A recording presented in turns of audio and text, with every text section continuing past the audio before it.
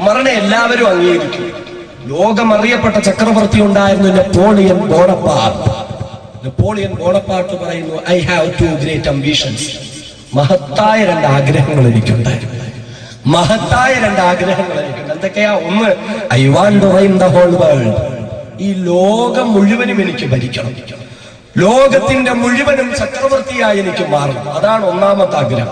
രണ്ടാമത്തെ ആഗ്രഹം as like ഹസരത്ത് ഉമർ.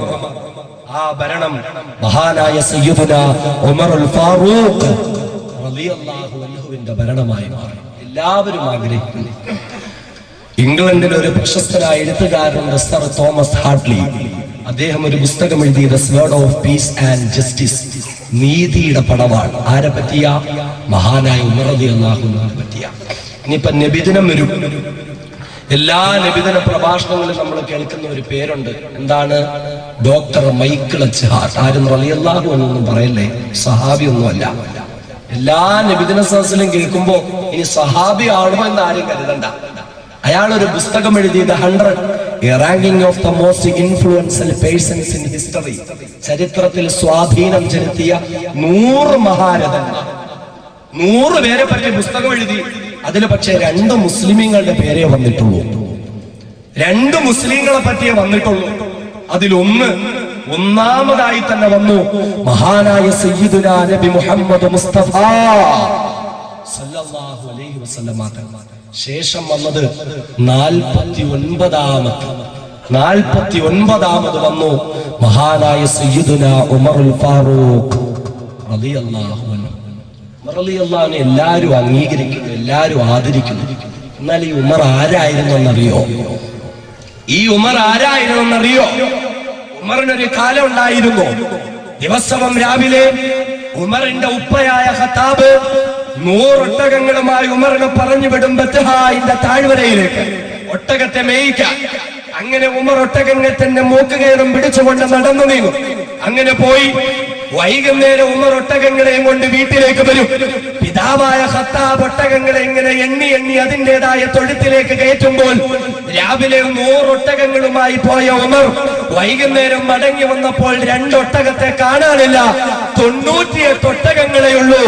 2 ഒട്ടകങ്ങളെ പോലും നേരെ ചെന്ന് നോക്കാൻ നിനക്ക് കഴിയില്ലേടാ എന്ന് ചോദിച്ച് ഉമർ റളിയല്ലാഹു അൻഹുവിന്റെ ഉപ്പയായിരുന്ന ഖത്താബ് ഒട്ടകത്തെ അടിക്കുന്ന ചാട്ടവാര കൊണ്ട് ഉമറിനെ അടിക്കുമായിരുന്നു.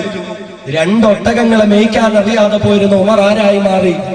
ലോകത്തിന്റെ 4/3 ഭാഗങ്ങളെയും മാതൃകാ ഭരണമായി ഭരണം നടത്തുന്ന ഒരു മഹാനായ ചക്രവർത്തിയായി മാറി.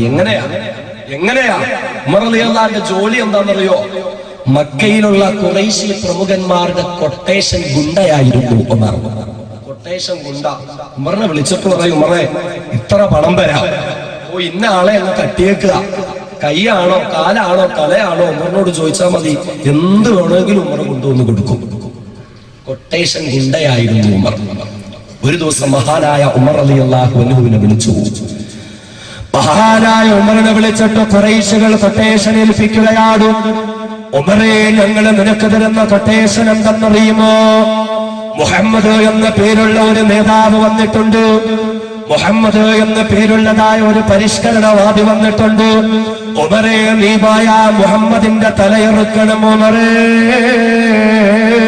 100 ഒട്ടകങ്ങളെ നിനക്ക് സമ്മാനമായി നൽകാം. ഉമറേ, മഹാനായ ഉമർ റളിയല്ലാഹു അൻഹു യാത്രയാവുകയാണ്. തന്റെ കുതിരപ്പുറത്ത് കയറി ഉടവാളൂരി ഉയർത്തിപ്പിടിച്ചുകൊണ്ട് മഹാനായ ഉമർ യാത്രയാവുകയാ. അപ്രകാരം ഉമർ ഇങ്ങനെ യാത്രയാകുമ്പോൾ വഴിയിൽ വെച്ച് ഉമറിന്റെ ഒരു കൂട്ടുകാരൻ ഉമറിനെ കാണുകയാണ്. രഹസ്യമായി മുസ്ലിമായ ഒരു കൂട്ടുകാരനാണ്. ഉമർ ഇങ്ങനെ പോകുമ്പോൾ ഉമറിന്റെ കൂട്ടുകാരൻ ഉമറിനെ തടഞ്ഞു നിർത്തുകയാണ്.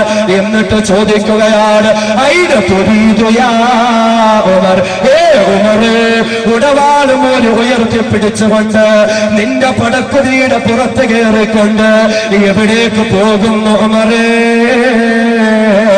ഐന തുരീദു യാ ഉമർ? എവിടേക്ക് പോകുകയാണ് ഉമർ? ഉടൻ തന്നെ ഉമറാ മറുപടി പറയുന്നു, കൂട്ടുകാരാ, ഞാൻ എവിടേക്ക് പോകുന്നെന്നറിയുമോ? ഉരീദു ഹാദാ സബിയ്യല്ലദീ ഫറഖ അംറ ഖുറൈശ്. ഉമറേ, പ്രിയപ്പെട്ട പ്രിയപ്പെട്ട കൂട്ടുകാരാ, ഈ ഉമർ പോകുന്നത് എങ്ങോട്ടാണെന്നറിയുമോ? ഉരീദു ഹാദ സബീൽ ലദീ ഫറഖ അംറ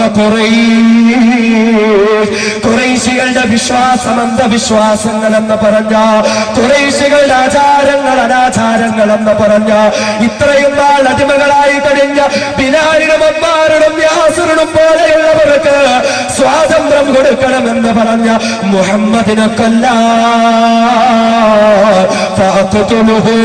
ആ മുഹമ്മദിന്റെ തലയറുക്കാൻ ഖുറൈശികളുടെ കൊട്ടേഷനും വാങ്ങിയെടുത്തുകൊണ്ട് ഉമർദാ യാത്രയാകുന്ന കൂട്ടുകാരാ.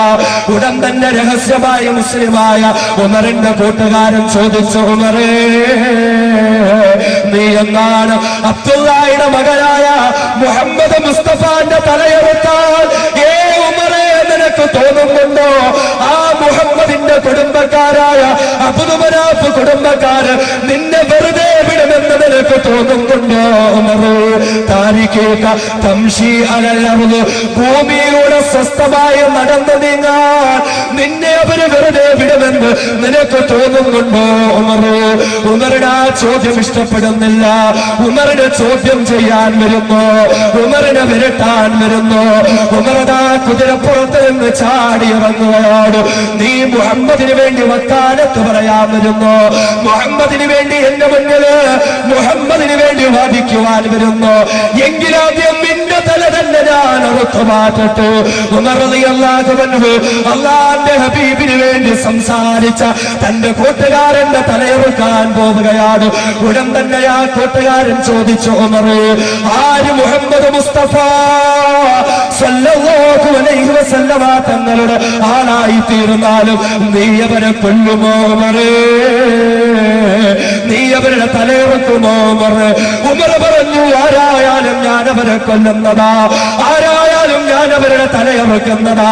ഉടൻ തന്നെ കൂട്ടുകാരൻ പറഞ്ഞു, ഉമറേ, എങ്കിൽ നീ എന്റെ തലയല്ലടാ അറക്കേണ്ടത്, പിന്നെയോ അഫലാ തർജിഉ ഇലാ അഹ്ലിക ഫഖവ്വിം അംറഹും. ഉമറേ, നീ നിന്റെ കുടുംബക്കാരുടെ അടുക്കലേക്ക് പോടാ. നിന്റെ സഹോദരി ഫാത്തിമ മുസ്ലിമായ ഉമറേ, നിന്റെ സഹോദരി ഭർത്താവ് ഫാത്തിമയുടെ ഭർത്താവ് മുസ്ലിമായ ഉമറേ, ആദ്യം പോയി അവരെ നന്നാക്കടാ, എന്നിട്ട് നീ എന്നെ നന്നാക്കാൻ വാടാ.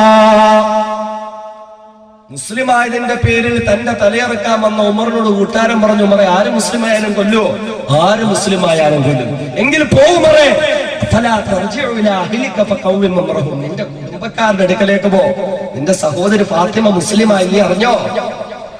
ഫാത്തിമയുടെ ഭർത്താവ് മുസ്ലിമായി, നീ അറിഞ്ഞോ? ആദ്യം അവരെ നന്നാക്കിട്ട് നീ എന്റെ അടുക്കലേക്ക് വാ. മഹാനായ സയ്യിദുന ഉമർ ഫാറൂഖ് റളിയല്ലാഹു അൻഹു സഹിച്ചില്ല. ഉമറിന്റെ ദേഷ്യം കൂടി, ഉമറിന്റെ കോപം വർദ്ധിച്ചു. ഉമർ ഉടൻ തന്നെ തന്റെ സഹോദരിയുടെ വീട്ടിലേക്ക് പോയി. അവിടെ ചെല്ലുമ്പോൾ കഥ കടച്ചിട്ടിരിക്കുകയാണ്. വീടിന്റെ കഥ കടച്ചിട്ടിരിക്കുകയാണ്. മഹാനായ ഉമർ കഥകിനടുക്കലേക്ക് ചെന്ന് നിന്നു. അകത്ത് നിന്ന് എന്തോ ഒരു ചെറിയ ശബ്ദം കേൾക്കുന്നുണ്ട്.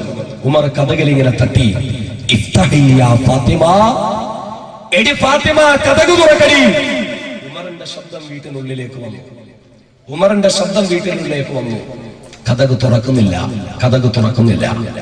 നമ്മളൊക്കെ ആണെങ്കിൽ ഒന്ന് ചിന്തിച്ചേ, സന്ധ്യാസമയത്ത് വീട്ടിലേക്ക് പോയി കഥ അടച്ചിട്ടിരിക്കുക, അകത്തുനിന്ന് എന്തോ ഒരു ശബ്ദം ഇങ്ങനെ കേൾക്കുന്നുണ്ട്. നമ്മളിങ്ങനെ കഥകൾ തട്ടി, ഫാത്തിമ കഥക് തുറക്കാൻ പറഞ്ഞു, കഥക് തുറക്കുന്നില്ല, അകത്തുനിന്ന് എന്തോ ശബ്ദം കേട്ടു. അപ്പൊ നമുക്ക് ഉറപ്പാണ്, ഇനി ആകാശം ഇടിഞ്ഞു വീണെന്ന് പറഞ്ഞാലും സീരിയലിന്റെ ഇടയിൽ പരസ്യം വന്നിട്ടല്ലാതെ കഥക് തുറക്കൂല അല്ലേ? ഉമർ റളിയല്ലാഹു അൻഹു കഥകിൽ തട്ടി, അകത്തെന്തോ സംസാരം നടക്കുക. എന്താ നടക്കുന്നേ? ഉമറിന്റെ സഹോദരി ഫാത്തിമയും ഉമറിന്റെ സഹോദരിയുടെ ഭർത്താവും ഖുർആൻ പഠിച്ചുകൊണ്ടിരിക്കുക.